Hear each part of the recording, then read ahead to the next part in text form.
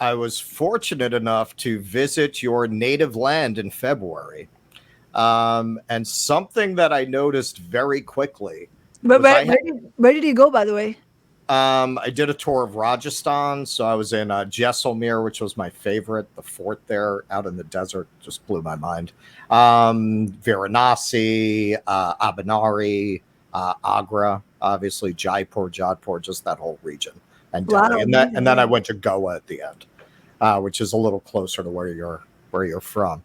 I noticed very quickly, I had no idea the subtleties and intricacies of Indian culture, that there was a whole vocabulary going on around me, and the clothes were indicating things about religion and class and caste that were just invisible to me unless you speak that. And it occurred to me that, being from Flushing, Queens, I've been surrounded by South Asian immigrants my entire life. And I realized, it's probably the same here. And that's what I thought of. You mentioned it before. You spearheaded the passage of the very first anti-caste discrimination law in the United States.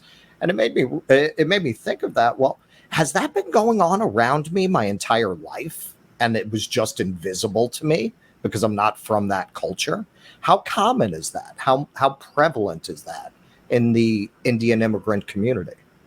It's prevalent. In fact, probably the correct term is entrenched. As you said, it's everywhere around you in India, but it's the same here. Obviously, in India, we see caste discrimination and caste oppression playing out often in very brutal and violent ways.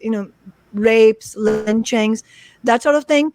In the United States, not surprisingly, you don't see that, but you do see is caste discrimination that is quite pervasive and has become much more of an issue now that the South Asian population or South Asian origin population is of a sizable nature here. And anecdotally, I could give you any number of examples, but now we also have statistical studies that show that caste discrimination is very much an issue. And you're right, Russell, as you said, it's not something that somebody outside a South Asian, somebody who did not grow up in a South Asian environment would catch on to, because it's not like racism where you can see the difference in the race between the person who is instigating the racism and the person who's experiencing it. In the case of caste discrimination, they both could look like the same, Right. same whatever ethnicity, and so yeah, it's not often clear how it plays out, and that's why it was important that we really built for this, and we were able to win. And it really, the victory honestly just went viral precisely because such a victory has not been won in many decades. And we got email from people in India, activists in India, who are looking to this as not only about how to win this particular kind of thing, but more broadly and more importantly, how does this offer lessons for the fight back against the right wing, the Hindu right wing in India, and also in the US, really, because some of the similar lessons apply. And building on that, I saw somebody was asking you about the fact that you have two South Asians running for president, but they're both in the GOP. You have Vivek Ramaswamy, you have Nikki Nikki Haley. Haley.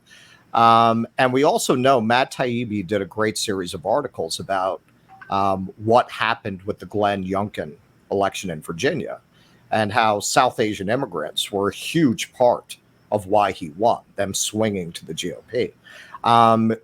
Why do you feel the GOP is making so many inroads into that community? Yeah, it is like any other community, really. I don't think there's anything unique about the community. But what is happening here, and what it reveals, I'm so glad you brought this up, is that this is exactly why identity politics is a dead end. If we looked at this purely from a South Asian lens, then it would be completely confusing and just impossible to understand. How is it that you can have Vivek Ramaswamy and me? I mean, I have nothing in common with this guy. I mean, horrendous, odious, reactionary politics. And so the only way we can make sense of this is if we think of this from the standpoint of how different political viewpoints play out under the system of capitalism. And unless you take class interest and class allegiance into account, you cannot really explain this. And in fact, one of the reasons why the Republican Party and the more conservative wing of the Democrats have been making gains with a section of the South Asian population is precisely because, roughly speaking, the people who are aligned with the reactionary politics are much more well off economically. And I don't want to be simplistic, but that's just a fact. It's a fact, and it's actually the opposite of the way the Democratic Party shills in the corporate media, they portray Trump supporters as just these uneducated working class people, the just demonizing the South as a whole, just sort of saying, equating it to like poor people are reactionary. But it's actually not like that. There is huge potential to build unity among working class people, and it's people who have class interests that are much more closely aligned with the actual ruling elite as compared to the working class that are the answer to why they are growing in support from the South Asian community.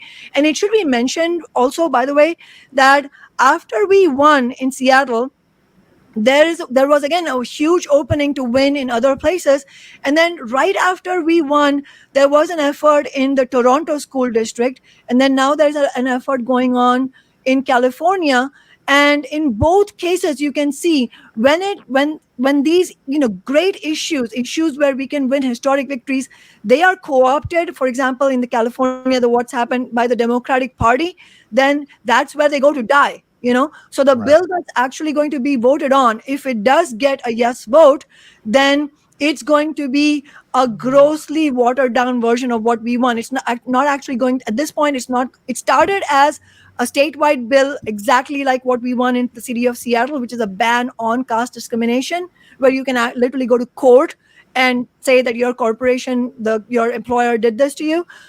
It started that way, and now it has been completely watered down to simply saying that caste discrimination exists. And so this is a live example of how the Democratic Party certainly didn't do anything for $15 an hour. Last year, the California legislature killed an effort for Medicare for all. And this year, they're killing an oppression-related issue. So it's not like, they don't fight on economic issues, but they fight on oppression. No, they don't. They are not leading on trans rights. They failed to codify Roe v. Wade. And here now they are killing a bill on caste discrimination. And keep in mind, this is California legislature, which is almost 80% dominated by Democrats. Please clap.